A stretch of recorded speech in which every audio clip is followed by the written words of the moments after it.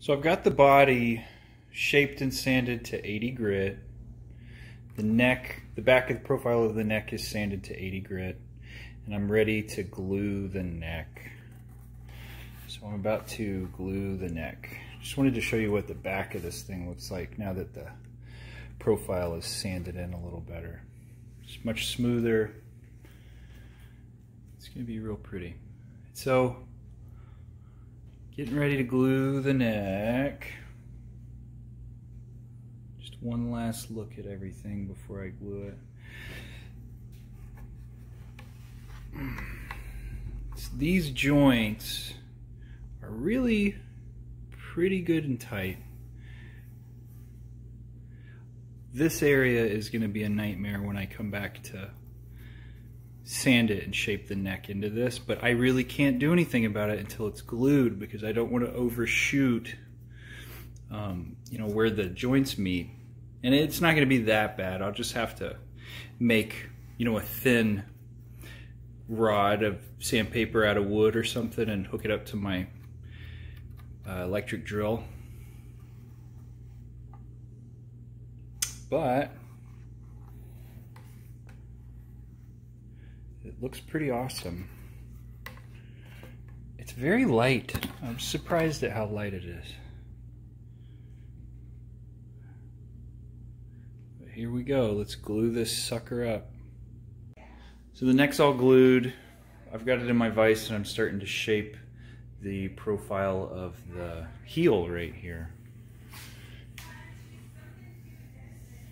So right now I'm just trying to get, you know, all of these seams nice and clean.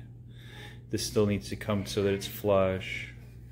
And then, you know, I'll feel as I'm going, you know, what sticks out. If I was going to hold, you know, a cord up here, what would that feel like? And I mean, as you can see, like, people rarely use this register up here, and it's like I can easily touch the pickups, and I mean, this is 12 and I'm not even interacting with the heel yet, so it's going to be a very comfortable guitar.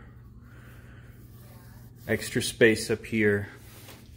You know, I add this little 1/4 inch to give you a little more headroom when you're playing these lower register chords, and it's real comfortable. So she looks good. I'm excited to get her done. It shouldn't be very much longer. I just need to shape this heel, and I'll spend most of today doing that. This little spot's a nightmare just because it's so tight. I'm gonna have to get, you know, something really thin, one of these round rasps or something, just shape all of this, but it won't take long. Then I can put these ferrules in. I still need to sand this down to probably like 150, 220, and I'll put these ferrules in, and then I'll sand everything to 600 or so, and then we can start adding color. And I think what we're gonna do is stain the body blue, and then right around here there will be a transition, and I'm just gonna use an oil stain on the neck. An oil stain that's real similar to the Telecaster that I've got about done. And it's just like a little amberish. And so I'll see what we'll end up doing here to you know, make that transition happen. Just get back to cleaning this heel thing. So I'm getting in and shaping the heel, and I've actually decided to use these, this is a gouge, but it's like a fine, I forget what it's called. It's like a scribing gouge. It's incredibly sharp. Let me see if I can get in here and show you how sharp this is. But it just pulls up these, you know, very fine, very predictable little shavings, and so I can come in here and really shape the neck, the heel, to you know, a rough outline. And then I'll come back with files and sandpaper and smooth it out. But right now, this is how I'm getting, this gap right here is so tight, and so shallow that it's hard to get in here. And so using something like this with this much precision allows me to get right at this angle right here so that it'll be a smooth transition from the neck to the body. So I'm trying to take off this material here so that it's more rounded. This is the edge that will actually, you know, the player will hold. And so I'll get to that in a second, but so I need to take off a lot of this cap, but this actually has been very useful in being able to get some of this off. So I'm going to just keep at this, and we might be, I'll probably, you know, finish sanding everything up to 600 tomorrow. And the weather looks good, low humidity, high heat, so I can spray clear coat. So hopefully tomorrow I can get everything sanded and maybe even put, you know, a layer of color on this. Probably not though, I probably won't color it until Sunday. And maybe we'll spray it Monday. But coming together. So I've gotten a lot sanded. First of all, looks awesome.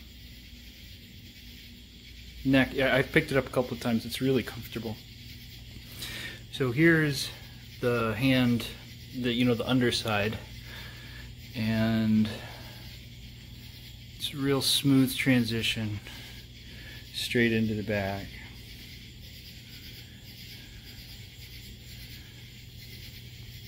It's really comfortable. Feels great. Got it sanded till, you know, 120. It's just at the point where I'm done shaping it. The neck feels good. You know, there's not any high spots. There's not any flat spots. It's really symmetrical. In the way that, you know, this side is got some linear symmetry, and this side does too, but it's not perfect. Semicircle. Feels really good. I've got the nut, I don't even know what you would call this. I've got it cut, that slope, so the nut will fit right there, and the strings that should be enough that the strings will clear that when they go to the machine head. And I built a truss rod cover last night, and I was at my spindle sander and it shot it against the garage door right there, and I haven't been able to find it. But I haven't really gone to look for it very hard. I'll go look for it right now. But I've got a cover that I'm going to fit over that. Oh, feels great. So I found the little truss rod cover. I made it out of the piece of the headstock that I cut off. It's like an arrowhead, spearhead looking thing. It took me like 10 minutes to make last night. I went ahead and made it. I don't know if I'm going to keep it or not. I'm not in love with it. We'll see. But I'd like to cover it with that pickguard material, but it's actually kind of cool that it's, you know, an exact match for the headstock. It just kind of disappears. Might be neat. I don't know. We'll see. That looks good. But also that looks pretty cool too, because this thing's gonna have blue body. I don't know. So I'm sanding it. It's sanded to 120 right now. Oh, let's actually go right here. Looks awesome. Feels really light. It's like less than, it's almost, I think it's less than 6 pounds at this point, which I cannot believe because it's not chambered, it's a solid body. But I got a couple more grits to go. They'll get it inside, and I'll probably be able to paint it today. I'm excited to put some color on it. So I'm getting ready to press these ferrules in place. Got this area sanded to 600. Everything else is sanded to 220.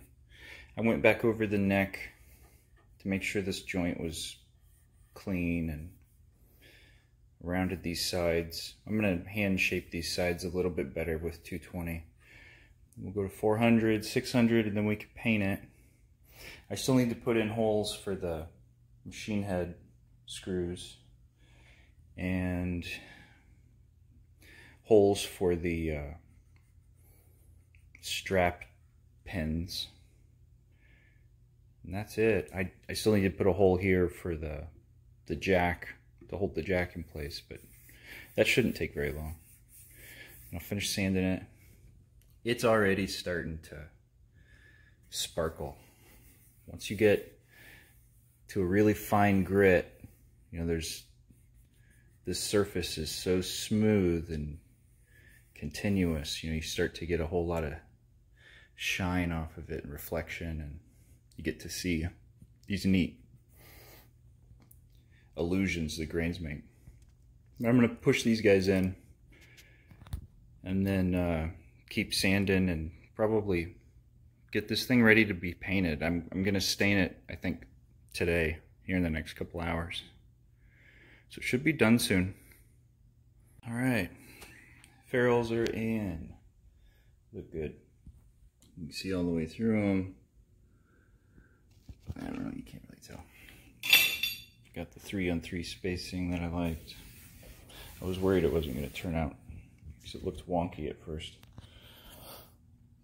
I need to paint these pockets black. I think that's what I'm going to do next.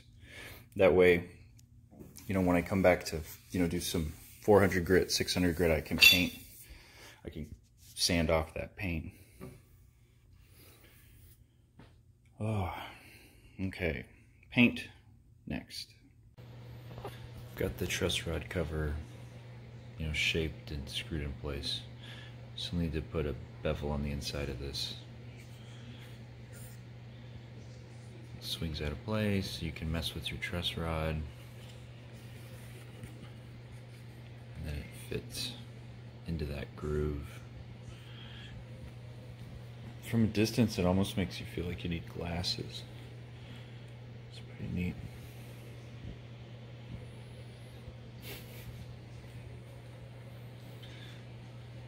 I think I'm about to stain the neck. I'm going to use an oil-based stain. Should come out a lot like the old vintage fenders. I think this is something similar to what they did. I'm going to try to get it real deep and dark. The amber would go really good with that pickguard. Yeah. So I'm going to mix up some stains. Alright, so I'm about to add a first coat of stain to the neck.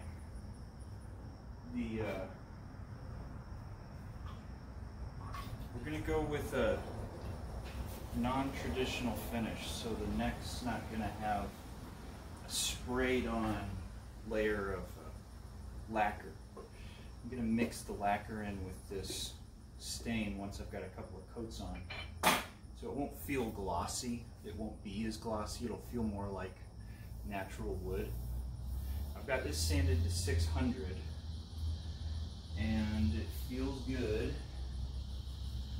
And so we're going to go ahead and get started by putting a coat on. I'm using golden pecan, and I'm going to go ahead and get some of this too, because I mean that's really, you're grabbing that part of the neck too. Just curious to see what this thing looks like.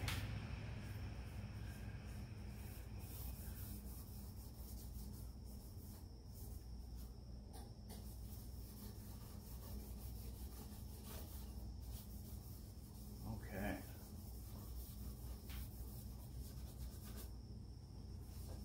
This stuff dries much lighter in color than when you put it on.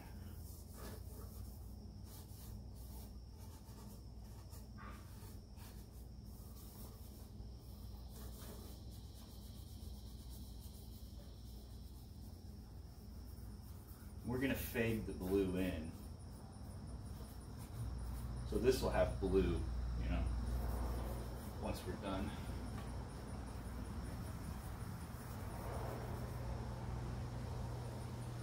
Should probably get a cleaner rag.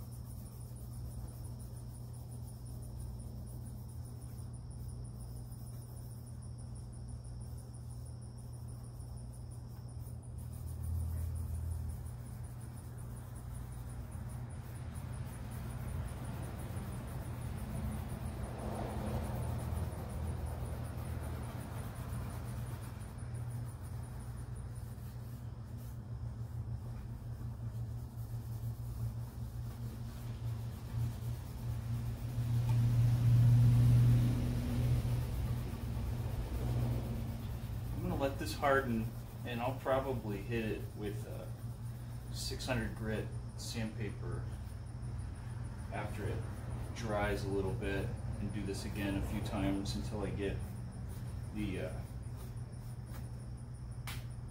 know, the deep amber that I want. This is just one coat. Probably going to do a couple. Try to really get it dark.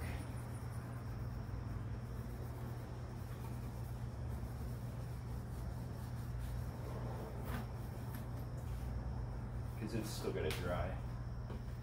And it'll dry much lighter than this.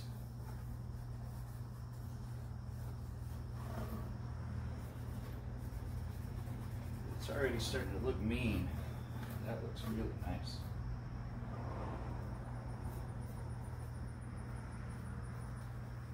So let's let that dry. Come back in a minute. So I've got this thing sanded to 600. I've got a couple of layers of this oil on the neck. It looks good. This is the color that I just put together in here, and so I'm about to start adding dye to the back of this just to make sure, you know, it's the color we want, but I think it's going to match really well with the amber that we have the neck. So here we go. So I've fully covered, you know, the body with that blue, and it's just not, my camera is not capturing it, but it is this really pretty pale milky sky blue, and the neck, just that amber really pops with it. I'm gonna let this sit and keep drying for a little bit. I had to, the neck was really difficult to paint, and so I used a paintbrush. I'm about to, you know, thin it out and blend it so it doesn't look so spotty right there. Once there's clear on everything, it should, you know, be fine. But the, God, it's just, the blue is so iridescent. It doesn't, the camera can't show it. I don't know. When the clear, when I spray clear coat on this, all of that grain in some of those pictures when it was wet is going to pop out. You can see it already, all that figure. And it's sort of what's going on here with the fretboard, right? I mean, it is what's going on in this striping. It's that same effect, only with the blue. Oh, it's going to be so pretty.